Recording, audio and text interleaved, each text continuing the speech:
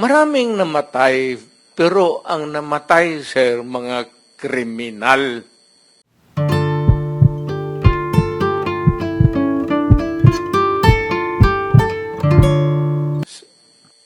Mr. Kayo, President, yung Mr. Chair. sinasabi po kanina ni former President Duterte na Davao is the safest city, I think that is belied by statistics. I don't have the exact statistics now, but I read certain data.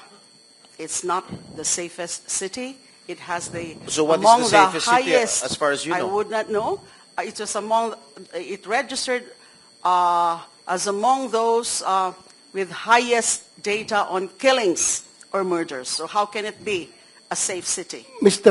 Mr. Chairman, with the permission of Senator Jinggoy?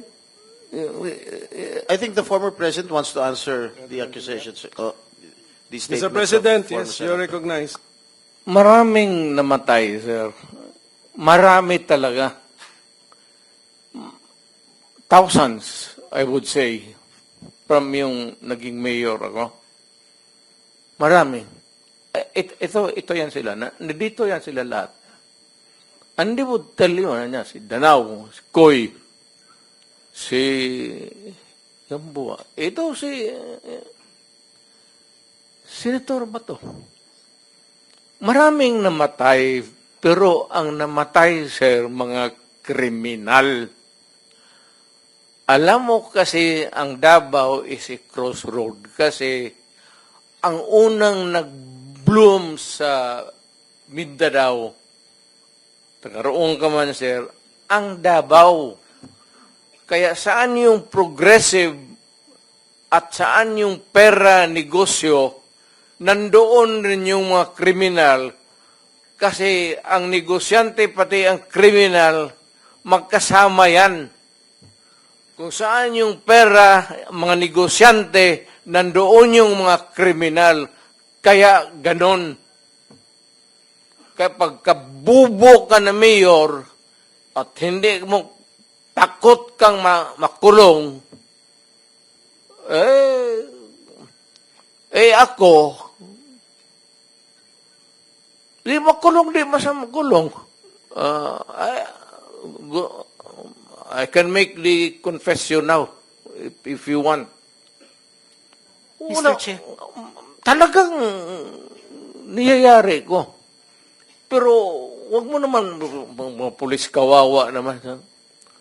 Meron akong death squad. Death squad. Pero hindi yung mga pulis. Sila rin yung mga gangster. Yung isang Mr. Chair. gangster, utusan ko. Patayin mo yan, kaya kung hindi mo patayin yan, patayin kita ngayon. Bakit mo isakripisyo yan sila? Alam mo, sir, ganito, ha? Mabutit na lang nandito, if you give me time. Ang pulis, sir, kawawa.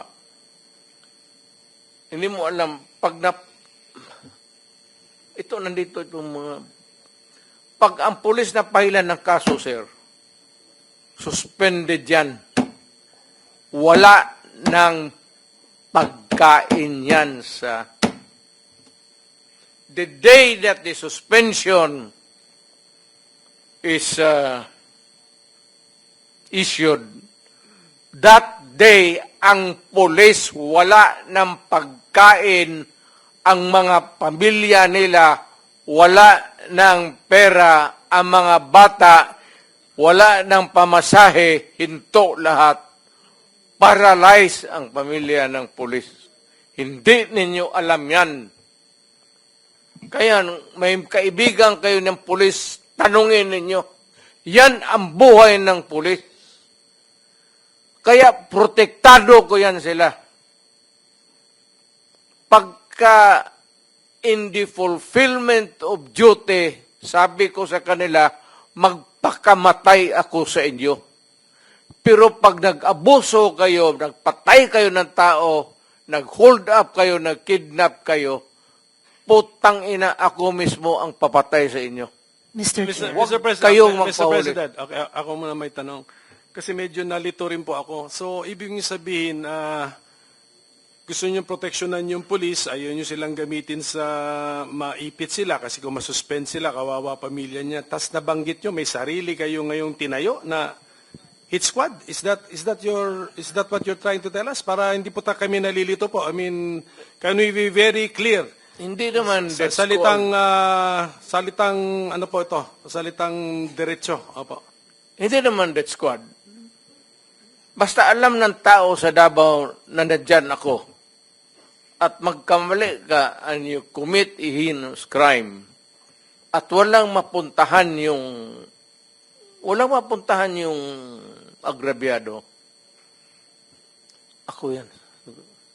And then how do you remedy the situation, Mr. President? Or how did you remedy those situations na nalapitan ka? When I am called for another investigation, sir, sabihin ko, hindi ko man ito drama. Tanungin niyo ako ulit, tapos, well, my experience, 73 years old na ako, sir. So, in a few years, 2-3 years, may sakit na rin ako. Gusto ko iwanan yung lahat para malaman. Thank you, Mr. President. Just one last statement. Last. Your Honor, I cannot help myself. No, excuse me. Senator Estrada has the floor. Merong intervention gusto rito. If you will Sige, permit sige. it. Okay. Okay, Senator Bato, go ahead. Yeah, I just would like to put on record na the statement of our resource person, Attorney Laila de Lima, na Davao, dinidisclaim niya palagi na Davao is not the safest place in the Philippines.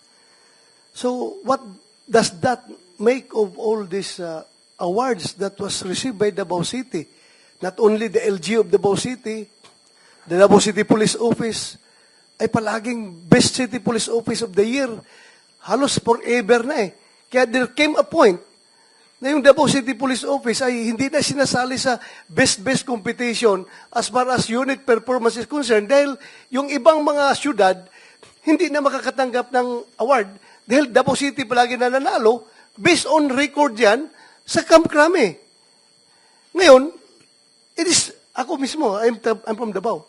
I can tell you, Davao City is the safest place anywhere I go in the Philippines. The safest place for law-abiding citizens and the most dangerous place for the criminals. Talagang pag gumawa ka ng krimen ng Davao, pulis ako ng Davao, hahabulin talaga kita. Hahanapin talaga kita, Mr. Chairman. Pag ikaw gumawa ng krimen sa aking syudad, hahabulin talaga kita. Kaya po, Mr. Chair. para pagbigyan sila, sige, sila na naman. Sige po. Okay lang? Okay na. Sige.